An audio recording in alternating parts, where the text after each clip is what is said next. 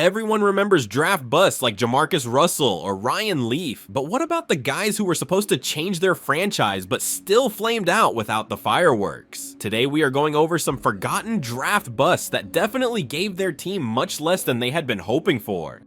Paxton Lynch was the kind of quarterback that scouts drool over at the NFL Combine. He was 6 feet 7 inches with a cannon for an arm, mobile for his size, and coming off a strong college career at Memphis where he once threw 7 touchdowns in a single half. That kind of stat line makes GMs foam at the mouth and led John Elway to trade up in the 2016 NFL Draft to take him 26th overall. The Broncos thought they had their guy, their towering heir to Peyton Manning. Meanwhile, the Dallas Cowboys, who also wanted Lynch, missed out and had to settle for some guy named Dak Prescott in the 4th round. Oops. From the jump, things didn't look quite right. Lynch had the size, but every time he took the field, he looked like a deer caught in a pass rush. His debut came in October 2016, and while he managed to throw a touchdown, he also took 6 sacks against the Falcons, setting a rookie record for getting pancaked that quickly. His mechanics were all over the place, his reads were slower than a dial-up connection, and he had a knack for standing in the pocket just long enough to get clobbered. He ended his rookie year with 4 touchdowns, 4 interceptions, and a passer rating that screamed, "Please bench me." Broncos fans weren't just disappointed, they were livid. Twitter turned into a roast session with people calling him the worst pick of the Elway era, and considering Elway drafted Brock Osweiler and had a crush on Tim Tebow, that's saying something. By his 2nd year, Lynch had lost the quarterback competition to Trevor Siemian. Then he got leapfrogged again, this time by Brock Osweiler, who had just bombed out of Houston like a $72 million bottle rocket. Lynch still got one more chance to start at the end of the 2017 season in a meaningless Week 17 game against the Chiefs, the same game where Patrick Mahomes made his NFL debut. That poetic contrast, Mahomes showing flashes of generational greatness, while Lynch struggled to complete a slant route, was a fitting end. He finished the game with 2 touchdowns and 2 picks, and never started another NFL game again. The Broncos cut him before the 2018 season even started, making him one of the fastest first-round flameouts in team history. He tried to hang on, bouncing around practice squads with the Seahawks and Steelers, then taking his talents to the CFL, USFL, and XFL, where he continued to get benched with consistency. At one point, he became the first quarterback in history to get benched in all 4 leagues, which honestly deserves some kind of participation trophy. His downfall wasn't because he was a locker room cancer or had off-field issues. He just wasn't good. He couldn't read defenses, couldn't handle pressure, and looked overwhelmed every time the bullets started flying. In the grand pantheon of draft busts, Paxton Lynch didn't melt down like Jamarcus Russell or implode like Ryan Leaf. He just quietly failed to meet even the most modest expectations. Denver traded up for him and passed on multiple future Pro Bowlers to do it. Chance Warmack was supposed to be a can't-miss prospect. He was one of those offensive linemen that scouts described with phrases like road grader and built like a refrigerator that squats. Coming out of Alabama, he was an anchor on one of the most dominant college football teams in recent memory. He protected A.J. McCarron, paved the way for multiple 1,000-yard rushers, and helped win 3 national titles. Analysts called him one of the best guard prospects in a decade. So naturally, the Tennessee Titans used the 10th overall pick in the 2013 NFL Draft to snatch him up.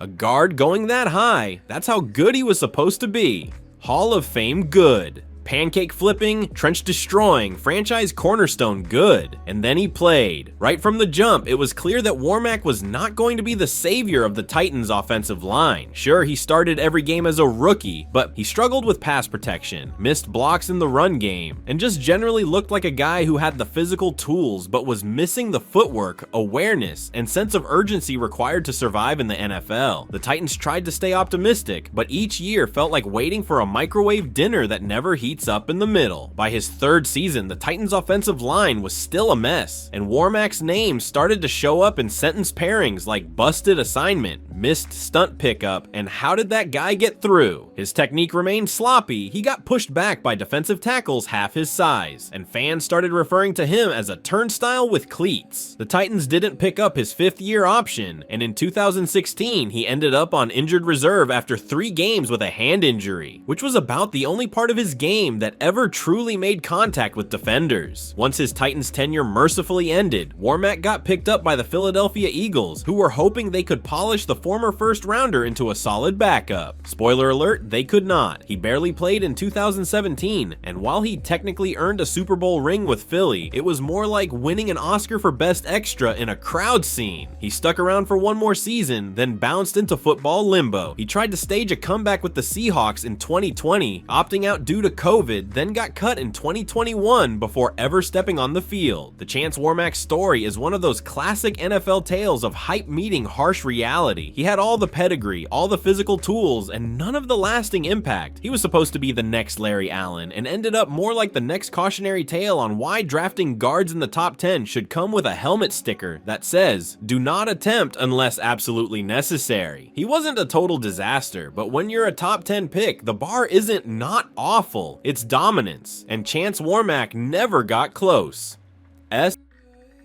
Bobby Carpenter looked like an NFL linebacker straight out of Central Casting. He was 6 feet 3 inches, 250 pounds, had the chiseled jawline of a Marvel hero, and wore his Ohio State jersey like a suit of armor. Coming out of college, he was part of a loaded Buckeyes defense, playing alongside AJ Hawk and Anthony Schlegel, and while Hawk got all the attention, Carpenter was no slouch. He could rush the passer, drop into coverage, and hit like a truck. Scouts said he had a high motor, good football IQ, and could play multiple linebacker spots. That was enough for the Dallas Cowboys to take him 18th overall in the 2006 NFL Draft. They thought they were getting a versatile, high-character leader to pair with DeMarcus Ware and build the defense around. What they actually got was a guy with great hair and a fantastic view of the sideline. From the moment Carpenter got to Dallas, it just never clicked. He was supposed to be this tough, aggressive presence in the middle, but on the field he looked hesitant, out of place, and more concerned with reading the offense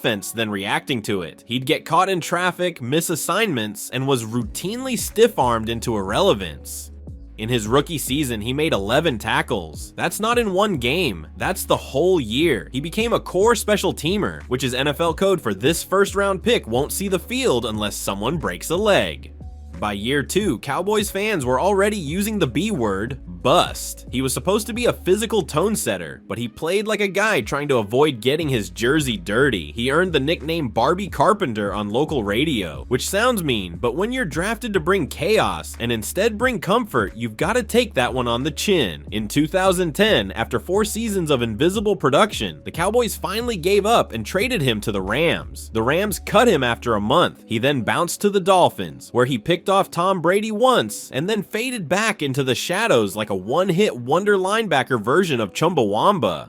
Carpenter's final stop was Detroit, where he had a few moments of relevance, including a pick-6 against the Cowboys that must have felt like the NFL equivalent of giving your ex a parking ticket. But by then, it was clear that his career was never going to match his draft slot. He was more of a role player than a star, a guy who could fill in during injuries, but never someone you'd build a defense around. His career stat line, about 165 tackles over 7 seasons, is fine for a 4th-round pick. Not so great when you went 18th overall. To his credit, Carpenter reinvented himself post-football as a media personality and college football analyst, where he's actually quite good. He knows the game, speaks well, and somehow has better hair now than when he was playing. So while his NFL career didn't pan out, at least he didn't vanish into obscurity. He's a reminder that not every first-round pick flops because they're lazy or entitled. Sometimes they just aren't built for Sundays. Bobby Carpenter had the look, the resume, and the pedigree. He just didn't have the game.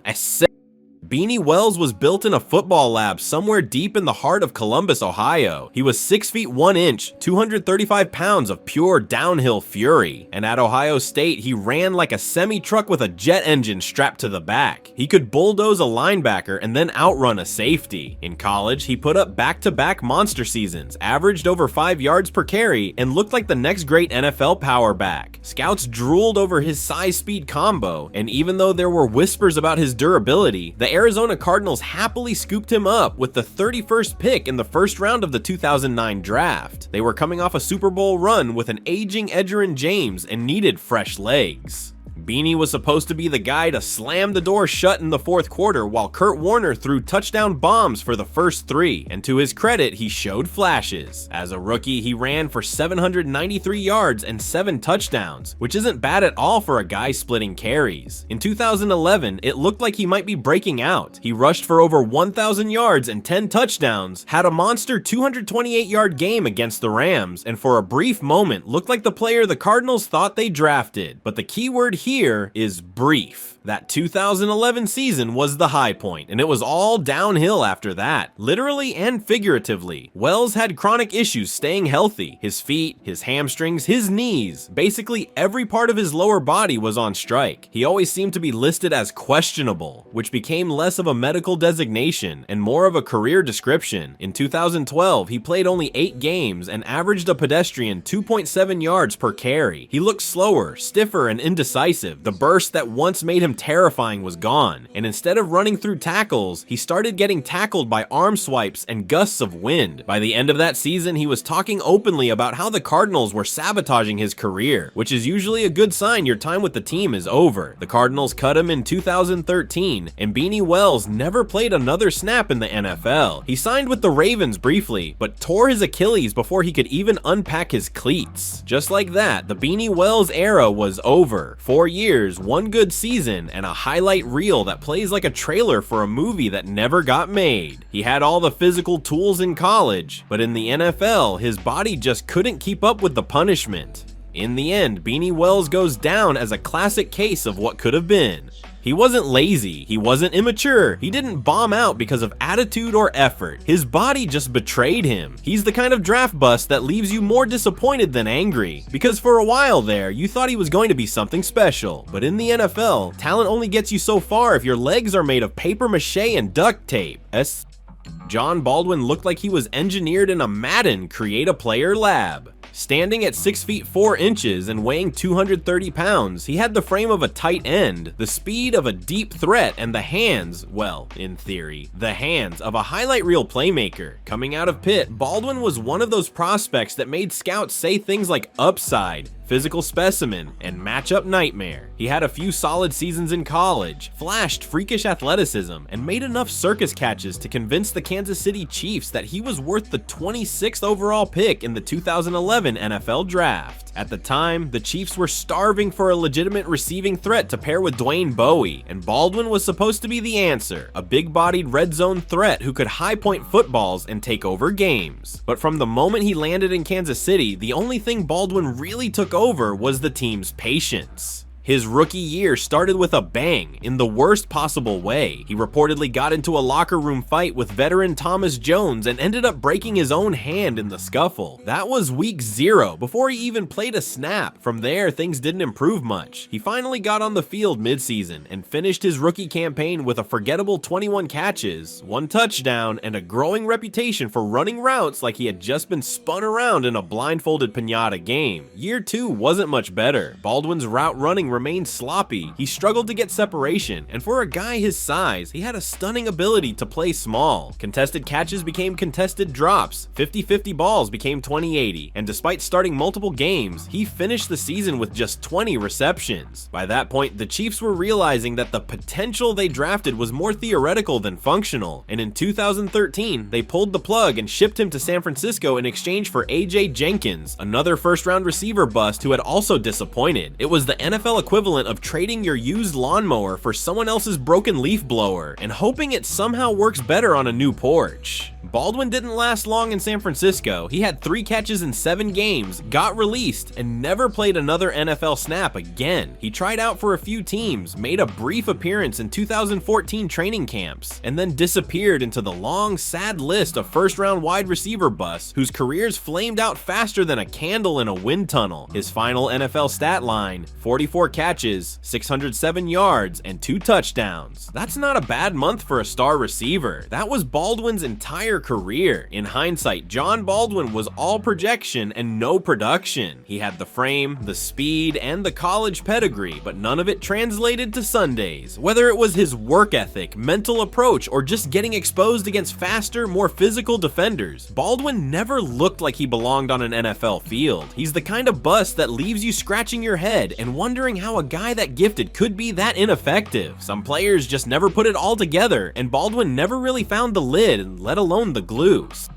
Keith McCants was the kind of college football player that made offensive coordinators sweat, and NFL scouts circle his name in red ink. At Alabama, he was a freak, an all-American linebacker with blazing speed, elite instincts, and a nose for the ball that made him look like he had a GPS tracker on opposing quarterbacks. He was the SEC Defensive Player of the Year, the kind of dominant presence who didn't just play in games, he warped them. So when the Tampa Bay Buccaneers took him 4th overall in the 1990 NFL Draft, it felt like a no-brainer. They thought they were getting the next Lawrence Taylor, a game-wrecking linebacker who would anchor their defense for a decade. Instead, they got one of the most frustrating what could have been stories in NFL history. The Bucs, in their infinite wisdom, decided that instead of letting McCants play his natural linebacker position, they'd turn him into a defensive end. Why? Nobody really knows. Maybe they saw his 6 feet 3 inches, 265-pound frame and figured he could put his hand in the dirt. Maybe they were just bored. But the experiment didn't go well. McCants struggled with the transition, never quite adjusting to the nuances of the position. He still flashed talent. He had 5 sacks his rookie year, but he looked more confused than confident. The speed and instinct that made him a terror at linebacker didn't quite translate to playing with his hand on the ground, and instead of making plays, he was often caught out of position or swallowed up by bigger offensive linemen. By his 2nd season, it was clear the Bucs had no idea what to do with him. He was shuffled back and forth between linebacker and end like a human ping-pong ball, never given the chance to settle into one role. His production dipped, his confidence eroded, and before long he was just another name on a struggling defense. Tampa Bay gave up on him after 3 years, and McCants bounced to the Oilers and then the Cardinals, trying to keep his career alive. He had a couple of decent seasons, including a 6-sack year in Houston, but the dominance he showed at Alabama never materialized in the NFL. He finished his career with 13.5 sacks in 6 seasons, a decent total for a rotational guy, but an enormous disappointment for a top 5 pick expected to be a franchise cornerstone. Off the field, things didn't go much better. After retiring, McCants struggled mightily. He battled injuries, painkiller addiction, and financial hardship. He became a cautionary tale for how quickly the NFL chews up and spits out young players, especially those who don't have the right support or guidance. He spoke openly in his later years about how unprepared he was for the business side of the league and how injuries and mismanagement derailed not just his career, but his life. Keith McCants passed away in 2021 at just 53 years old, a tragic end to a story that started with so much promise. He wasn't a bust because he didn't have the talent. He had more talent in one leg than most guys have in their whole body. He was a bust because the NFL never gave him a chance to be what he was. A linebacker, not a science experiment. He was a Ferrari forced to plow fields. And when you misuse a machine that precise, it's not long before it breaks down. Dion Jordan was the kind of draft pick that makes fan bases talk themselves into greatness. He had all the tools, 6 feet 6 inches, 260 pounds, a jawline carved out of granite, and the kind of athleticism that made coaches drool. At Oregon, he was a defensive unicorn, lining up at defensive end, outside linebacker, sometimes even dropping into coverage like a safety. He didn't have gaudy college stats, but scouts saw the flashes and went full galaxy brain. So when the Miami Dolphins traded up to take him 3rd overall in the 2013 NFL Draft, they figured they were getting the next Aldon Smith or Von Miller, an edge-rushing cyborg who could terrorize quarterbacks and change games on his own. Instead, they got a walking caution label who spent more time suspended than on the field. From the jump, things were weird. Jordan wasn't a plug-and-play guy. Miami barely used him as a rookie, opting to bring him along slowly, which is football speak for we have no idea what to do with this guy. He played in all 16 games, but started none, finishing with just 2 sacks. Not exactly what you expect from the 3rd pick in the draft. People chalked it up to a learning curve, a rookie year redshirt of sorts. Year 2 would be better, except it wasn't. It was worse. Jordan got suspended for violating the league's performance-enhancing drug policy, not once, but twice in the same offseason. Turns out his most explosive moves were coming from the pharmacy. After that, the wheels didn't just fall off, they caught fire and rolled into the ocean. He missed the entire 2015 season due to a 3rd violation of the substance substance abuse policy, and by the time he was reinstated in 2016, he was a ghost. The Dolphins cut ties. He ended his Miami career with 3 sacks in 3 seasons and more red flags than a bullfight. Seattle tried to rehab him in 2017, and for a brief moment, it looked like he might salvage his career. He notched 4 sacks in 5 games and looked like a guy finally putting it together, but the resurgence fizzled fast. Injuries mounted, his snap count shrank, and by 2019, he was bouncing around the league, showing up in Raiders and 49ers uniforms like a glitch in the Madden free agency pool. At the end of the day, Dion Jordan's career was one long what if. What if he stayed clean? What if Miami had a plan? What if he'd gone to a team that actually knew how to develop him? He had all the traits in the world: size, speed, length, but none of the consistency and even less availability. He's the ultimate example of a guy who looked like a Hall of Famer in the weight room and a backup tight end on the field. His career ends with 13.5 sacks over 8 seasons, barely clinging to NFL relevance despite being one of the most physically gifted prospects in his draft class. Dion Jordan is what happens when a team falls in love with measurables and ignores the big blinking signs that say project. He wasn't a total train wreck, but for a top 3 pick, the bar is sky high, and Jordan barely got off the ground. He'll forever live in the Draft Bust Hall of Fame as the guy who had everything except production. Those are just some more of the draft busts you probably forgot about. Unfortunately, the bust is anything but an exact science. More often than not, the picks supposed to change franchises end up flopping hard. If you enjoyed the video, be sure to like and comment. Also, consider subscribing so we can hit 15,000 subscribers this year. If you really enjoyed it, then consider checking out our last video about the 5 biggest scandals in NFL history and how they impacted the league.